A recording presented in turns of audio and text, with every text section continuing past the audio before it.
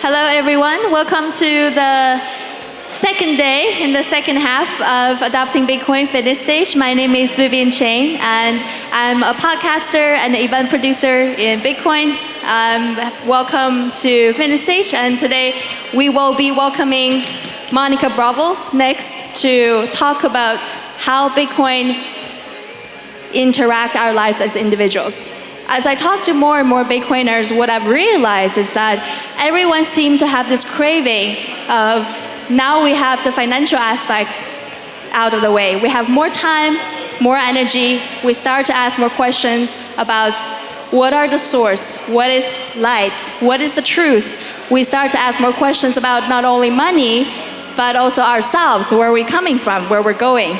And super honored to welcome our next speaker, Monica Bravo, to talk about Bitcoin as the Promethean quest for individual and liberation. Welcome, Monica.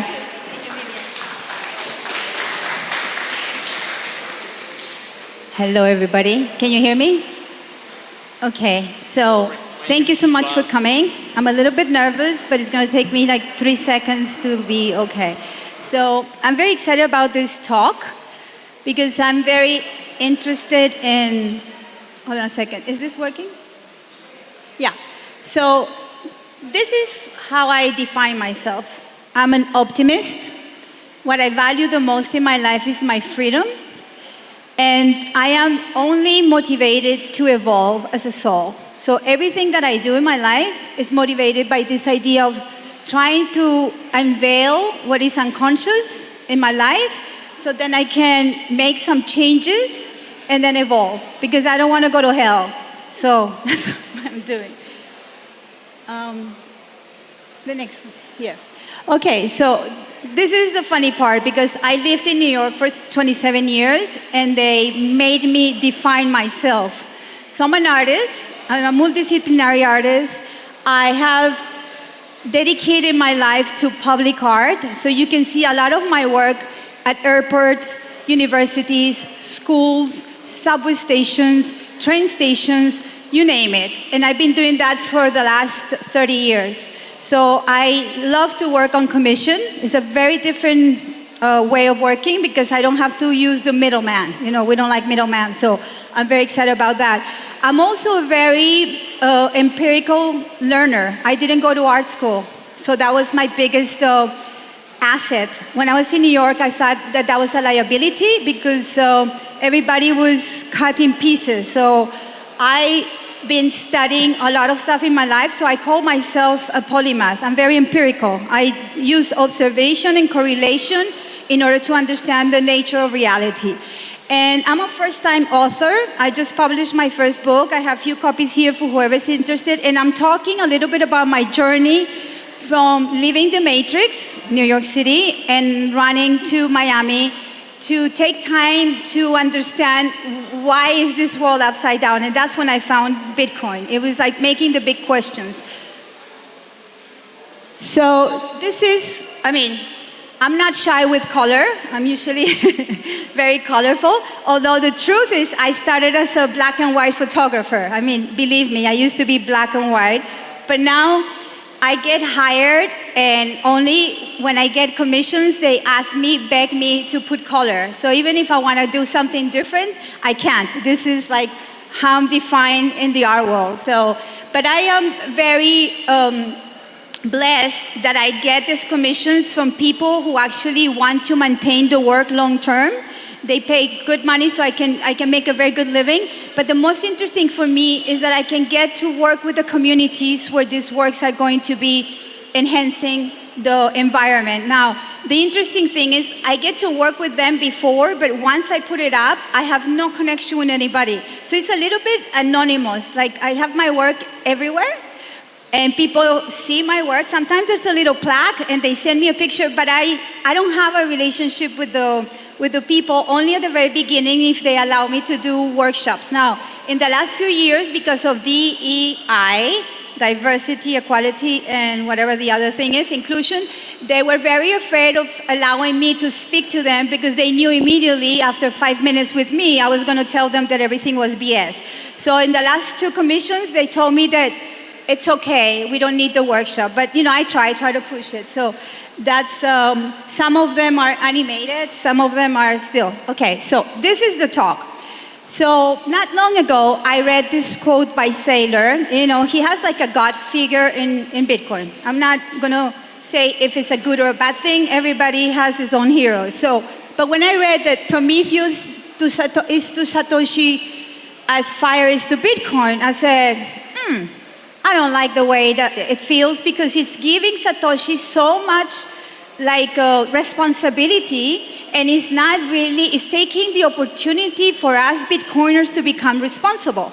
Because I think that if I have to define Bitcoin in few words, one of them is accountability. You become really accountable for your life, for your money, and all the things that is going to affect afterwards, your health, your mental health, a lot. It's just really in all the layers.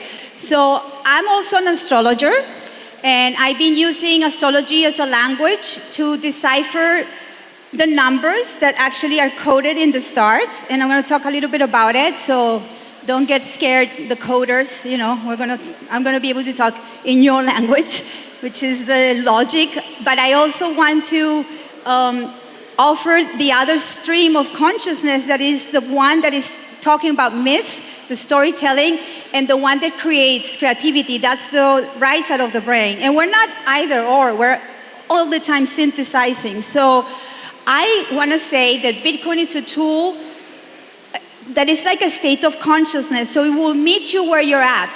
When you meet Bitcoin, wherever you are in your state of consciousness, that's where you're going to meet. And then it also challenges you, if you really, want to go that rabbit hole, to become, I don't want to say better, but it gives you like the push to go further, and it makes you grow. And so I don't know if you ever heard the term individuation by Carl Jung. It is very important to understand as a human being that you're here to evolve. And if you confront your fears, you confront your shit, if you do trauma work and you do all this stuff, Bitcoin is actually going to serve as a vessel for you to get inside and then be able to contribute in society. I love the word contribution because it comes from Latin and it means with the tribe. But what you bring to the tribe should be your own uniqueness, not, the herd. And we know what the herd is doing right now. We're not going to talk about this right now. So here I'm going to talk a little bit about these streams of consciousness that we have. So we have a logic side, and logic is super important because logic works very much with that part of the brain that tells us if we're in danger. It is very instinctual, and it's also like a lot of people that work with code, it always tells you when there's a problem. So you just go and you try to fix things. So it's a very important part of our brain that is giving us the alertness to understand this is like a GPS. Now, it's not the only thing we have. We also have feelings, which is a little bit of a problem if we don't know how to deal with them, because we end up being very reactive towards other people. So I think I'm going off path, but I'm going to read a little bit. So the logic stream connects the dots. It reveals patterns and is grounding us in the present, regulating the nervous system in times of danger, and providing a safe pathway for the future. Through abstraction, we tap into the archetypal realm where memory transcends time. You are able to access the myth and the symbology and the storytelling. And we are, as humans, we always been listening to our elders about stories, and that's how we connect to each other, through memory. So here I have a little triangle that I think is very interesting. There's a word a lot of people use, and they don't really, they use it like you shouldn't have an ego. That doesn't exist. The ego in Greek means I, the I. So I put there the I, and it means the way I perceive my reality. And my reality is only conditioned by the religion that I grew up with or without, the kind of education I got from my parents, from school, from academia, from even my friends. So it's helping you perceive something that it might be real or not. So it's important always to question that reality, because sometimes you're programmed. I was so programmed in New York, 27 years, and then when I escaped, I was like, oh my God, I'm starting to speak like political correct. Like, I don't do that anymore, but I was in the program for a bit. So, hold on. So, now we're gonna go here. So now I'm gonna start talking a little bit about time. And in the West, we think of time as like a narrative that is linear. You know, in the movies, in literature, Netflix, whatever, you have season 1, season 2, and we're always creating this expectation about time being linear. But there's nothing more wrong than that. It is cyclical. So when we get like aligned with the cycles, we actually can be more organic with our lives. So what I spend hours looking at time charts, whether they're astrological or financial charts. I love to see like the wavelength of how the energy works. So right now, for instance, what I'm saying here is that we're living in a very important moment. There's so many planets that are going to change in the next year, and we're living in a very unique moment where there's a lot of propensity to really change. But it is up to you, each one of you, to see if you're going to meet that change. And yeah, hold on, I have to drink water.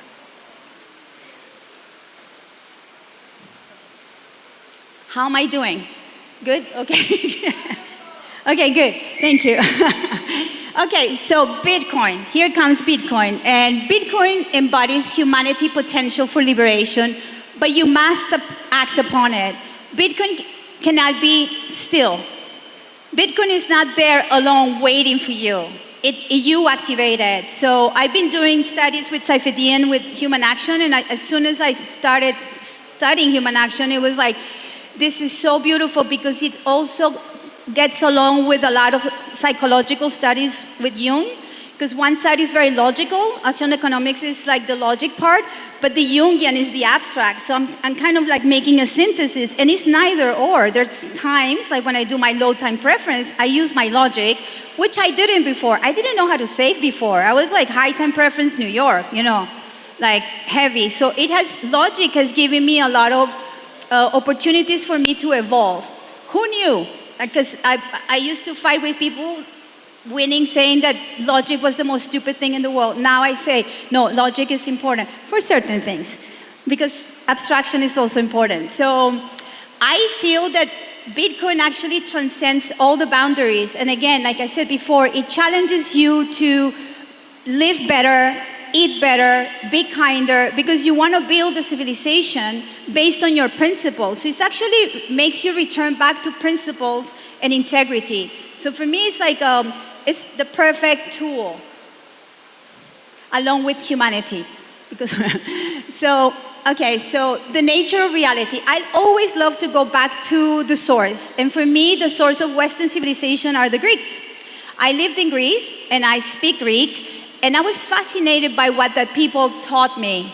I was in my 20s, and coming from Colombia, being raised Catholic, and arriving to Athens in the 80s was like a new discovery. And these people are always talk about their history of the mythology, and it's very much embedded in themselves. And I love storytelling, so I learn a lot from them. And one of the things that I use in order to understand reality is what Plato and Pythagoras and all the philosophers were requesting, that we should know these 4 sciences, which is arithmetic, geometry, harmonics, and astronomy. All of them are going to help us decipher our reality. Okay? Another like interesting thing, in Greek you use the word physika. Physics means nature. So we are kind of like need to integrate our nature, our human nature, with what makes sense in the world. Now this is not only physical, because it also talks about the metaphysical. You know, the metaphysical is what lies beyond our pragma, like what we're able to touch. So with these sciences, it's interesting because in the Middle Ages, you probably have heard the word trivium, you know, playing trivia. It was something that it was needed for you to know, to understand reality. So once you were doing and it means actually in Latin, it means the 4 ways.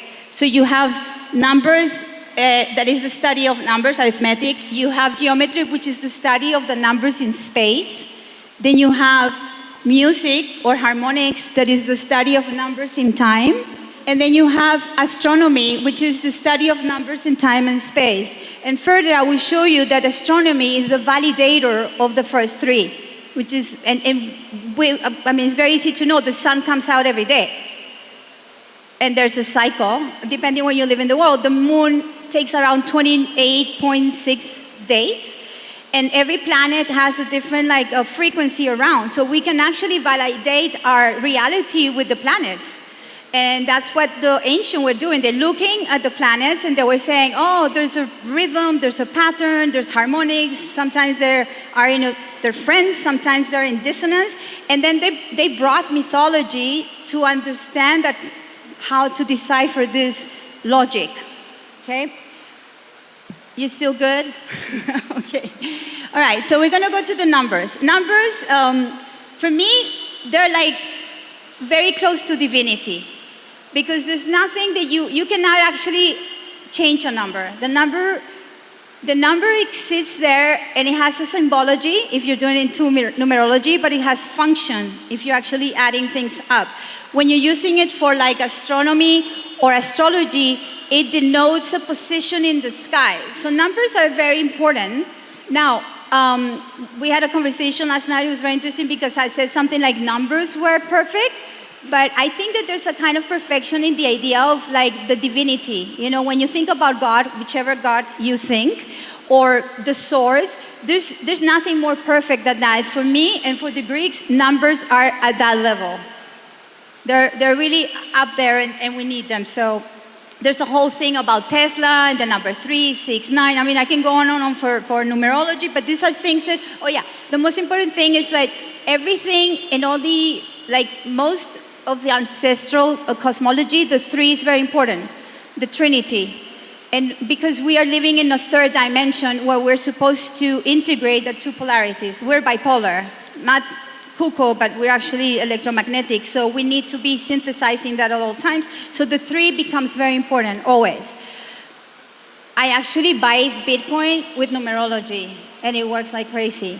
So, because it's good. It's like I have certain numbers, and I do it, and it's just, I don't know, superstitious.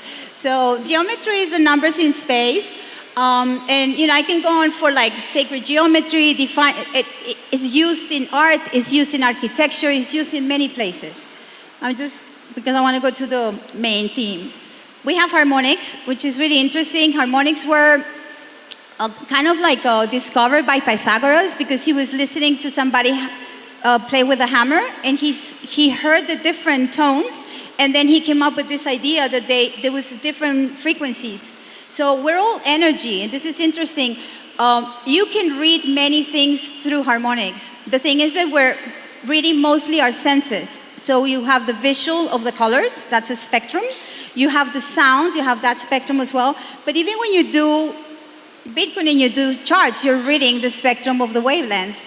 And that's what fascinates me so much about looking at charts. I look at charts every day, and I know how to read them because I learned how to read this, the frequency. And one of the things that got me into Bitcoin and this was if I could find the wavelength of Bitcoin.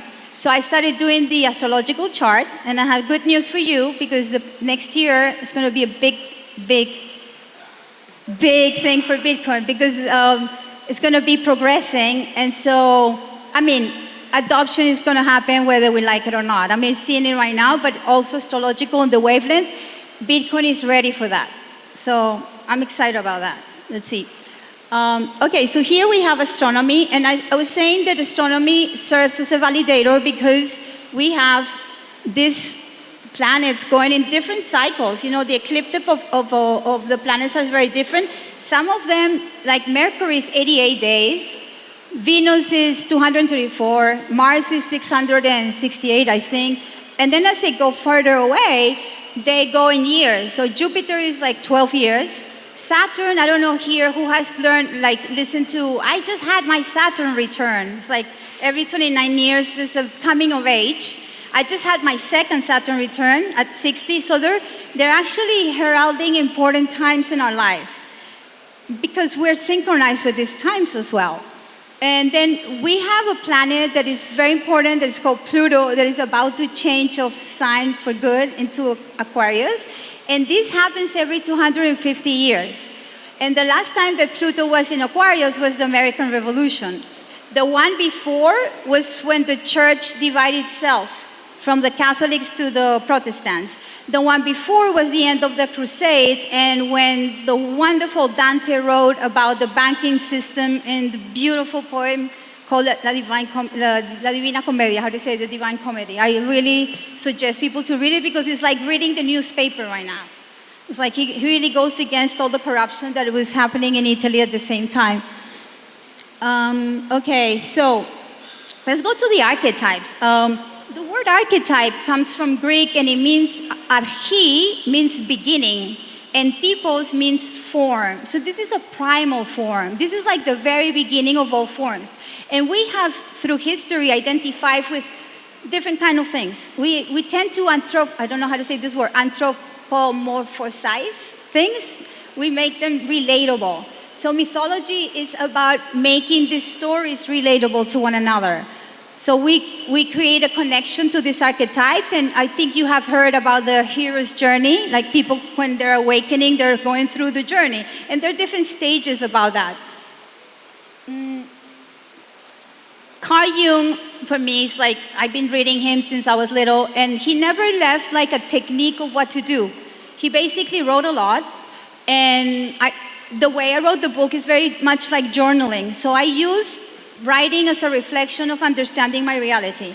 So, but he said, if you integrate the other, then you find yourself. So this is when you put light into what is dark.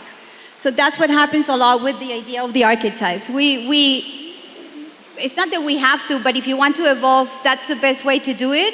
Because whether you like it or not, sometimes things happen to you and you don't know why. That's when Jung said that when you don't take care of doing this work, then fate happens and things happen to you.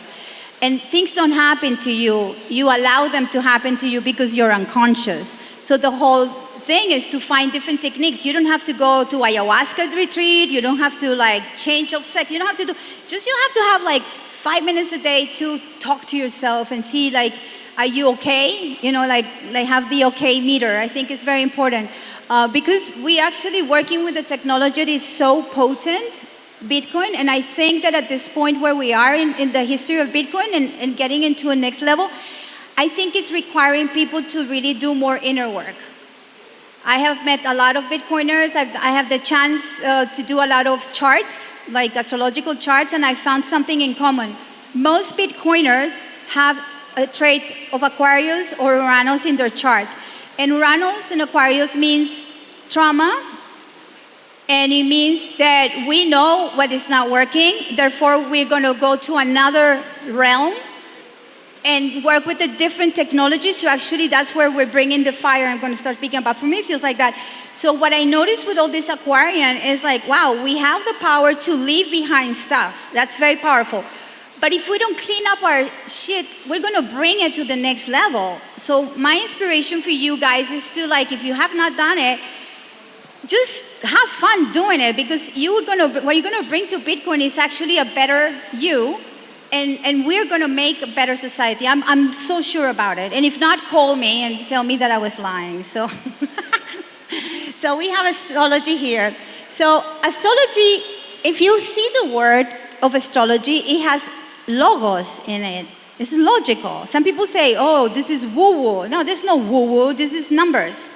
We can actually point in the sky where the planets are, so then we can understand what kind of relationship. So we use harmonics to understand the relationship between two planets, and it has a meaning. That's why you go to an astrologer like me, and I will read your chart, and it's amazing how when I read it, I'm asking questions, and the archetypes are so present that I'm not how to say guessing. It's just the language is talking through me. There's nothing.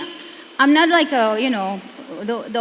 what is it called, the crystal ball. I'm not one of those persons. Actually, it's really with mathematics. I'm using the most precise ways, and there are times where things are related to one another, so then has a different kind of expression. So a person who was born with a new moon is initiating a new cycle. I was born with the full moon, so that means I'm confronting myself between my emotions and what I want to validate. So it has different, you can learn the language, is quite interesting. So here I put it's a lot of stuff there, but the kind of astrology that I learned is called evolutionary astrology, and we work with trinities. So we use the situation in the pie. That's like a pizza pie for me. But we use, for instance, the planet the house, and we use the sign as one archetype. And so I have some numbers there that you can actually learn the keywords, and then you can start playing, making phrases to understand. Like say you have the moon in Pisces. So you will say, there's a little bit of compassion there. There's the savior complex. It's a mutable sign. It's very inspirational. Has no boundaries. Pisces has no boundaries because it's the very end of the cycle. Saturn or Capricorn is like define the reality. So when you start learning the language, it's actually very playful. How am I with time? Still good? Yeah, I don't know. Oops, here. Okay, Prometheus, the myth, liberation, accountability. So here we go again, talking about that Prometheus stole the fire. He was very bold. He was a titan, so he was not a god. He was living in the realm of the humans. And so he thought, how boring is this humanity, has no light. I'm going to go and take the fire from the gods. And so he was caught, and he was tied up, actually chained to a rock, and he had an eagle come every day to suck his liver.